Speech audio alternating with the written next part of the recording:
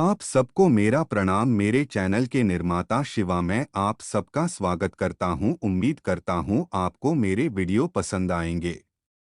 Channel को subscribe करें और लाइक करें, शेयर करें। धन्यवाद। श्री कृष्ण अर्जुन को डोट ज्ञान देते हैं। भगवान श्री कृष्ण ने कहा, जो अपने निर्धारित कर्तव्यों का पालन करता है और उन कार्यों के परिणामों का त्याग कर देता है, वह एक योगी एवं सन्यासी है। केवल अपने कामों का त्याग करके बिना कोई कार्य किए कोई भी सन्यासी नहीं बन सकता है। पांडपुत्र, जिसे सन्यास कहा जाता है, वह दरअसल योग के समान ही होता है। इंद्रियों को संतुष्ट करने की इच्छा का त्याग किए बिना कोई कभी योगी नहीं। जो योग मार्ग की प्रारंभिक अवस्था में है, उसके लिए कर्म ही माध्यम है, और जो योग में अभ्यस्त है, उसके लिए कर्म का त्याग ही माध्यम है। जब किसी को ना तो इंद्रिय तृप्ति की वस्तुओं से लगाव होता है और न उन गतिविधियों से जो उनके आनंद की ओर ले जाए, उस समय यह कहा जाता है कि किसी ने योग प्राप्त कर लिया है। मनुष्य को अपने मन के द्वारा स्वयं को ऊपर उठाना चाहिए, ना कि अपने आप को नीचे गिरने देना। निश्चित रूप से मन मनुष्यों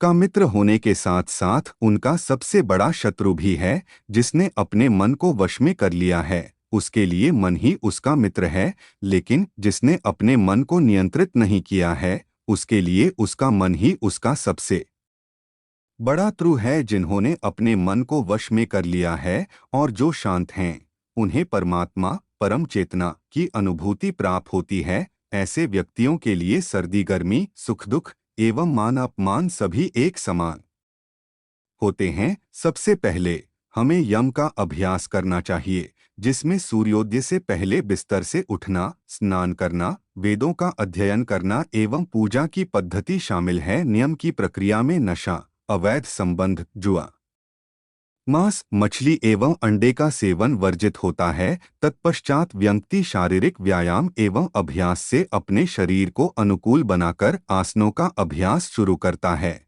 जिसका उद्देश्य संपूर्ण शारीरिक संतुलन पाना होता है। तब वह प्राणायाम करने के लिए अग्रसर होता है, जिसमें अपने श्वास को अंदर एवं बाहर क्रमानुसार नियंत्रित करने का अभ्यास विभिन्न आसनों के साथ किया जाता है। जब आसन एवं प्राणायाम केवल स्वास्थ्य पाने के उद्देश्य से किया जाता है, तो कभी कभी इसे हठ योग कहा जाता है। प्राणायाम के बाद प्रत्याहार का अनुसरण होता है, अर्थात इंद्रिय वस्तुओं से इंद्रियों को हटाना और मन को आत्मनिरीक्षण युक्त एवं अंतर्ज्ञानात्मक बनने के लिए प्रशिक्षित करना। तब जाकर कोई व्यक्ति अपने ध्यान में बिना विचलित हुए अपने मन को एक बिंदु पर केंद्रित कर पाता है। इसे धारण कहा जाता है, जो है एकाग्रचित्त की प्राप्ति। एक बार मन को एकाग्रचित्त करने की क्षमता प्राप्त करने के पश्चात बाहरी स्रोतों द्वारा बिना ध्यान भंग किए हुए ही कोई वास्तविक ध्यान आरंभ कर सकता है। योग प्रणाली में ध्यान के कई रूप हैं, हालांकि उनमें से कोई भी अवस्तुता या ऊन्यता पर ध्यान केंद्रित करने की सलाह नहीं देते। योग में ध्यान लगाने के तीन मुख्य वस्तुएं हैं। ये हैं ब्रह्म, पारलौकिक प्रकाश, परमात्मा, मूल परम चेतना, और भगवान श्री कृष्ण। समाधि अष्टांग योग का अंतिम चरण है, जिसमें योगी भौतिक शरीर छोड़ने के समय अपनी वांछित सिद्धि के लक्ष्य को प्राप्त करते हैं। जो योगी ब्रह्मन या परमात्मा के प्राप्ति की इच्छा रखते हैं, वे अपने शरीर का त्याग करने के पश्चात ब्रह्म ज्योति में प्रवेश करते हैं। और जो योगी भगवान के प्राप्ति की इच्छा रखते हैं, वे वैकुंठ या गोलोक वृंदावन में प्रवेश करते हैं, जहां वे भगवान श्री कृष्ण की अलौकिक लीला में सम्मिलित होने जाते हैं। योग के कई आचार्यों के अनुसार केवल भगवत प्राप्ति ही शाश्वत है। ब्रह्मन या परमात्मा की प्राप्ति एवं सर्वोच्च ब्रह्मन में विलय होने के बाद भी योगी को फिर से भौतिक दुनिया में वापस आना होगा एवं फिर से जन्म और मृत्यु के चक्र को शुरू करना होगा। ऐसा इसलिए कहा जाता है क्योंकि क्रियाशीलता ही सभी जीवात्माओं की आंतरिक प्रकृति होती है। यद्यपि ब्रह्मा ज्योति में जो आनंद की भावना है, वह भौतिक सुख की तुलना में हजारों गुना अधिक होती है।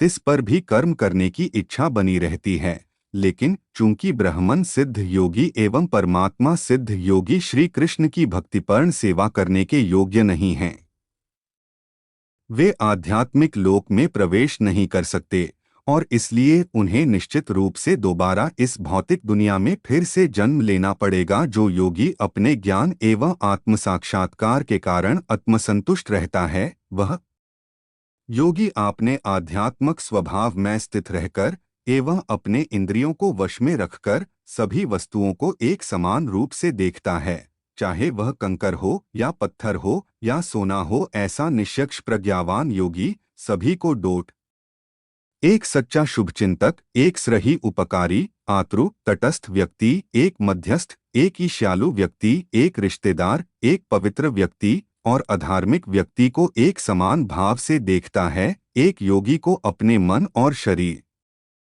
को पूरी तरह से नियंत्रित करके एकांत स्थान में निवास करना चाहिए। उसे समस्त आकांक्षाओं तथा संग्रह भाव से मुक्त होकर लगातार अपने मन को अपनी अंतरात्मा पर केंद्रित करना चाहिए। योगी को एक निर्मल वातावरण में एक ऐसा आसन स्थापित करना चाहिए जो न तो बहुत ऊंचा हो न बहुत नीचा। फिर उस आसन पर कुशा, मृगछाला एवं मुलायम वस्त्र बिछाना चाहिए। इस आसन पर बैठकर योगी को मन, इंद्रियों एवं कर्मों को वश में रखते हुए मन को एक बिंदु पर एकाग्रित करके अपने हृदय को शुद्ध करने के लिए योगाभ्यास करना चाहिए। अपने शरीर, सिर एवं देन को सीधा रखकर योगी को अचल व स्थिर रहना चाहिए और इस अवस्था में किसी अन्य दिशा पर बिना दृष्टि डाले अपनी नाक के सिरे को ताकते रहना चाहिए। अविचलित, निर्भय और ब्रह्मचर्य का पालन करते हुए उसे बैठकर मुझे ही अपना सर्वोच्च लक्ष्य मानते हुए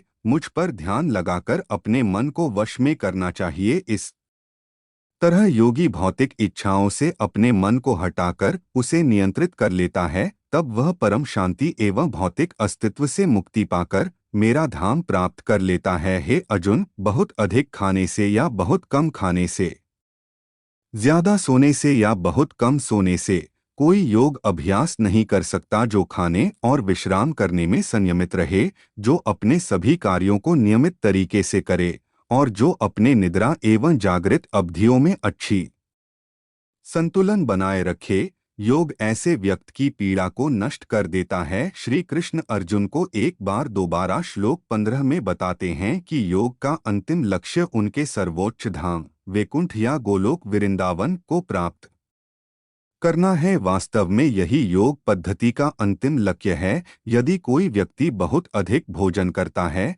या पर्याप्त भोजन नहीं करता है तो वह योगी नहीं हो सकता। बहुत अधिक भोजन का यह भी अर्थ होता है कि शरीर को बनाए रखने के लिए मांसाहारी खाद्य पदार्थों का सेवन करना, जबकि वास्तव में यह आवश्यक नहीं है। इसका अर्थ यह भी है कि दूध को मांसाहारी मानकर इसके उत्पादों के सेवन से परहेज नहीं करना चाहिए। दूध संभावित सबसे पूर्ण भोजन है। दुग्ध उत्पाद एक मजबूत शारीरिक गठन के विकास में एवं हमारे मस्तिष्क की कोशिकाओं का पोषण करने में मदद करती हैं और इस प्रकार ये हमारी सोचने की क्षमता को भी विकसित करती है। योग एक ऐसी चीज है जिसका अभ्यास भारत में हजारों सालों होता आ रहा है और तब से लेकर आज तक योगियों ने दूध और दूध से बने पदार्थों का, जैसे कि दही, पनीर आदि के सेवन की अनुशंसा की है। केवल हाल ही के दिनों में कुछ लोगों ने दूध के उत्पादों को लेना बुरा समझ रखा है,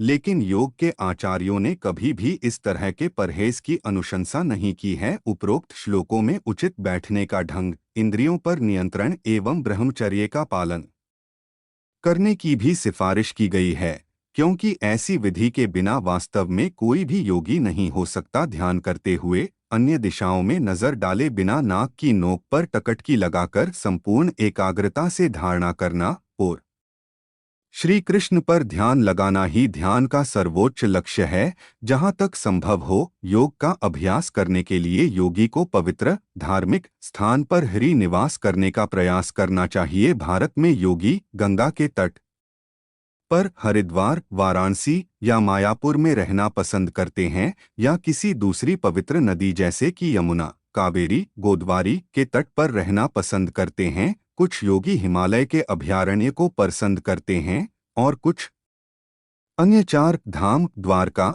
बद्रीनाथ, जगन्नाथ पुरी और रामेश्वरम में निवास करना पसंद करते हैं। किसी भी स्थिति में योगी को योग का अभ्यास करने के लिए उचित स्थान का चुनाव करना चाहिए। यदि कोई पवित्र स्थान पर या पवित्र नदी के तट पर रहने में असमर्थ है तो उस व्यक्ति को एक आश्रम या योग समुदाय में रहने का प्रयास करना चाहिए। यदि कोई योग समुदाय में रहने में असमर्थ है तो व्यक्ति को अपने घर को पवित्र करना चाहिए, जहां पर श्री कृष्ण की पूजा और मंत्र साधना की जा सके। घर में चिंतन, अध्ययन और इंद्रियों को नियंत्रित करने के लिए अनुकूल माहौल होना चाहिए। घर शांतिपूर्ण होना चाहिए और हिंसा, पशु हत्या, नशा आदि से मुक्त होना चाहिए।